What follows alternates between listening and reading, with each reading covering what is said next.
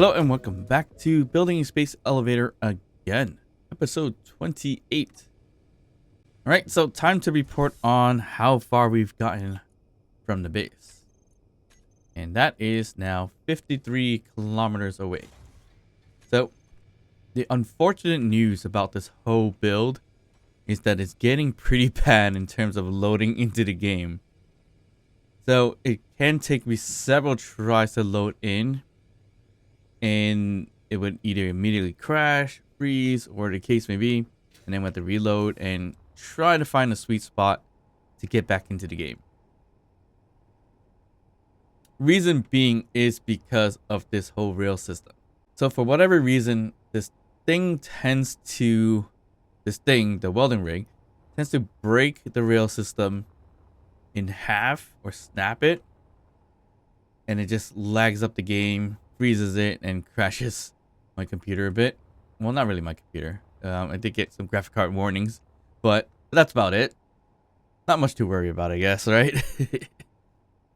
Alright, so other than that, the last time I load this up, and this for this time lapse, for some reason, the landing gears didn't lock in place, and it was just rolling backwards. So when I loaded up the game, it would be fine for like a minute, and then it would just freeze out of nowhere. So I decided to load back and jump right into the welding rig to see what's going on. And I saw it kind of just falling backwards up to like maybe 2 or 3 pipes. Luckily, it didn't break anything at the point, but I caught it, put the thrusters on, paused it, and then locked the landing gears and saved it from there. But since then, it's looking pretty good. And right now, I think it has not much steel plates, everything left, but it shouldn't be too bad. Yeah, that's all right. So we're definitely getting closer to the cobalt space, or space cobalt, space nickel, and silicon, as you see there. Let's see how far we are from the planet itself. Using this cockpit, we are, wow, close to 18 kilometers away. So pretty much 20 more to go to get out of gravity, I believe. Or maybe less. Was it 23? No, can't be 23. You had 0.25 Gs left. I forget what it was, but we're almost out of gravity, so that's also pretty good too. But in terms of the welding rig, we didn't do anything to it really. What we did was pretty much save it from breaking the game and loading it up for the most part. So let's just jump into what we got done so far. And of course, we're going to go back one episode because we didn't do context for it. So we're going to combine it as well. So let's head back to the base and see what we've done there.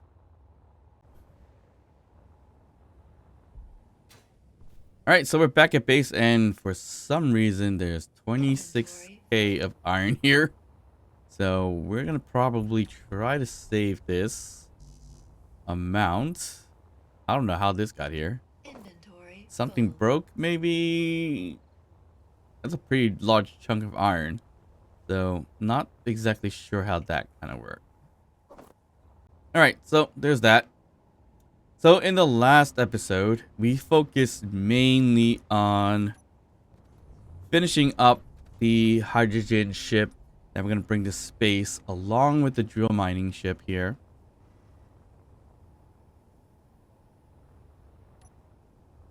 And I think I have more than enough thrusters for this. For some reason, the face of it kind of reminds me of like a badger or something like that. Or, I don't know, frog? I don't know. Hard to say. But I color this whole thing in yellow in 2 different color schemes, or maybe 3, excluding white. So you see a lighter yellow. It's like a darker yellow. And on the bottom, I think there's a different yellow. Much, much darker yellow right here in the back, I think, compared to this one. Potentially. But yeah, this thing has the 4 balls, as something has mentioned before, the large cargo container, ore detectors, your general stuff, batteries, gyroscopes, things like that. I don't recall if I did an extra battery. I was thinking of doing 2 more extra batteries, but I don't think I had enough space for it, so gave that up.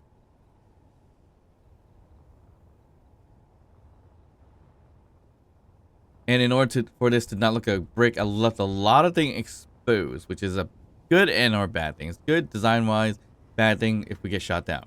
Especially the hydrogen tanks. So you see a lot of these like slope tips to kind of add that design there. So in terms of hydrogen, we got 6 sideways on both sides. So that should be more than enough to push us left and right. And also pitch or tilt left and right. Downward thrusters, or upward thrusters I should say, the down ones, the bottom ones, has a large one and 4 small ones. And downwards, top ones, we got 10 small thrusters because we couldn't fit a large thruster. And of course, front and backwards, we have the large hydrogen thrusters. And other than that, we have the connector connecting the drill ship here. So we can do some mining with the smaller one right here. Are these engines on? Yes, they are. Is it this that's been sucking my ice the whole time? Some engines are on and most of them are off. I think these are off. And these are off. But I keep running out of ice for some reason. That may have been it. But I mean, let's go back to the system and ooh, this is not good. We've lost power. I think I spent a good amount of time at night doing some drilling, that's why. But yeah, this thing is ready for flight. I didn't fly just yet, but it looks decent. Color scheme is okay. I mean, your basic white yellow, which is kind of like this one. Got some searchlight on the bottom and some landing gears. The landing gear is not the best placement. I would rather put it right over here. The searchlight gets in the way, but I'll leave it for now because it'll be functional to land. But it doesn't look that great. This thing flies fairly well, so I'm not too worried about that. We could turn these thrusters off, so when we're flying, that doesn't fight this ship. And since it has 4 hydrogen tanks, we can make it pretty far to the moon, I think, and back without any problems. Plus, we have our parachute hatches. So if we decide that we don't have enough hydrogen to get back to Earth, we could just launch the parachutes. So we can always program that. So yeah, that was the main focus of the last episode, just to get the ship up and running, up and ready to run, which we're probably going to launch in the next episode to get to the moon to look for platinum and or asteroids to kind of look for uranium. And it would be nice to connect the rail system to an asteroid too somehow, using the pipe system, somewhere in the pipe system, and just find a way to connect it to an asteroid to anchor it in space a little bit. It's a little far-fetched to figure that out, but hopefully we could find something to do with it. And other than that, we spent some time down here trying to drill out all the iron that's left. And it looks like we did a good number here, but there's still a lot of iron left here. So that's a good thing and a bad thing, because we're just gonna have to constantly kind of manual drill here. And it looks like I kind of messed up because I didn't have another piston lined up here. I wouldn't say messed up, but at the point I couldn't fit another piston anyway. So we have welders in here too. I've been starting to do that a lot now, is to kind of build drills and welders together, so the welders could weld up the drills, so it'll be a lot faster than me manually welding it up, or bringing a multi-tool and things like that. And that seems to be really quick and much better. So we do need to add another piston so we go forward. So I've been doing a section by section with the pistons. So extend it just a bit, go forward, then back, extend it, go forward and back, just to get rid of most of the iron that's here. And it's doing pretty good. This just needs to be resetted. This is an issue right here that needs to go away if I could get it to go away. Probably not easy to do that. No, it's not gonna work. All right, so we'll figure that out later down the line. So this one we'll just continue to manually kind of drill out a little bit, but that was the main focus of what I've been doing the last episode, is this mining system here. And I love to collect this here just in case if I want to start and continue to mine and drop stuff in here. In an essence, putting connector here was a bad idea because it did kind of destroy my vertical miner. But oh wells. Could always project it and build it back. So we're gonna definitely have to work on this to get more iron, but we should have a decent amount of iron currently anyways. Let's check on our gravel. That's filled. This one's not filled, so we should be okay. We got a lot of things producing right this moment, I believe, or refining. Nope, we got nothing refining. That's just great. But we should have a ton of iron ingots. I think at one point in time, what's not in an assembler, I saw about 100 or 1,000K worth of iron right here. 1,542K worth of iron. So iron ingots, that is. Plus we got a lot more here as well. So that is a significant resource of iron. So right now we have nothing because we got to continue to do some. We really do need to automate some of these instead of manually doing it. But it is a little bit fun for me to drill. I enjoy drilling in that aspect in Space Engineers, and that's kind of like my piece in a way. And enjoyment of the game is what the main aspect of just drilling. That's the first thing we did, or when I say we, it was me and a couple of friends, including Don, when we first played Space Engineers. All we did was mine asteroids at the very beginning, trying to make a asteroid base and things like that. And that, of course, was when there was no planets. So that's why we spent our time doing that. But yeah, in terms of the base, not much has been done. Just the drilling here, just the ship, getting it ready to go. Everything else pretty much stayed the same. We did reduce our vehicles, not on purpose, but it kind of works out to reduce some extra items to be on here anyways. Looks like we're gonna head over to Iron Station number 2, but Let's just collect this really quick. Badge rifle. All right, we'll let that float around. And let's just head over to iron site number 2. Right, so here's iron site number 2. Looks a little bit different from the last time we've been here. So one drilling spot or station. I need to clean this up. This is for a thumbnail. And here's where the assembler for steel plates only. And then we drilled down here and got a lot of iron from it. And we got a decent amount. We still got a lot more drill. Again, this is all manual. I've been playing a lot with the manual ones. I should really do more automation here and just start sweeping across here. Probably would be a lot easier that way. And it'll be easier to collect. But we decided to do a lot of cargoes right here, since we had the mats. And a lot of these not even filled up just yet. And they probably won't be filled up anytime soon. I should really release it from the sorters for now. But the plan was to do iron and stone across from that sorter into these cargoes, and these sorters out into the base. So just to kind of sort them into here instead of having them fill up other cargo containers that doesn't need to be filled up. But just thinking about it, that's kind of a terrible idea anyway. So we're just gonna remove this so anything can just flow right through in that case. But yeah, so today's main focus was kind of working with an alternative drilling system. I was kind of coined this the more precise drilling system, but it's not really that precise. The idea here was to make it precise was by using one or multiple drills, but be able to go straight down, come up, angle with the hinge a little bit, go back down, and make a bigger hole instead of having a large drilling system with like 10 drills, go down and do whatever, rotate, blah, blah, blah. I'm going to do it one drill, go down, rotate, angle a little bit to make a bigger hole. And here's the results. We got a pretty decent hole out of it with just one drill. Takes a bit of time to do it.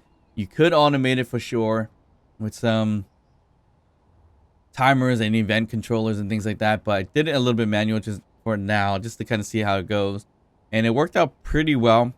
I kind of prefer the chandelier-like drill system here just to give more space. So one drill is more forward than the other drills here. And that's connected to connector, or not connector, a conveyor junction right there in the middle. And the point is just to rotate this thing on that rotor and the hinge angle, and then make a slightly bigger hole. And why I did that is mainly because we can make a big enough hole, get straight down here, right here precisely, and then have the hinge angle 90 degrees, and then extend the pistons and go in the rounding, bounding circle to get the rest of the iron here. I'm pretty sure we're gonna run into our other drill system over here because we're not that far away from the drill. So I think we're like right here where the drill is. So we get pretty close. So that was kind of the point of it. It takes a little bit of manipulating to kind of get it to work really well. So I angled it up to, I think, 40 degrees or 45 degrees in the hinge. And then went straight down and was able to get this amount here. And then I had to go put the two pistons that are slightly angled from the hinge this way. And I was able to gather a decent amount of iron that way. So that's kind of the precision piece of the drill system. It's probably not the most practical, but it was another way of trying out a drill system. A new type of drill system that I want to try out in this sense. And it works out okay. And I didn't want to limit the range, so I put this cargo container on another advanced rotor. So if I had to, I could just maneuver this whole thing to look this way and gather whatever is here. And then it's like the iron down here too. So that's how we getting. Kind of how we're getting a little bit more precise in this case. I mean, not exactly precise, but I think good enough. Yeah, I feel like it's not the most practical, but you could get to really good spots or close spots instead of making a massive hoe to get all the iron. So it kind of works out a little bit. Again, probably not the most practical thing to do, but it works for the time being.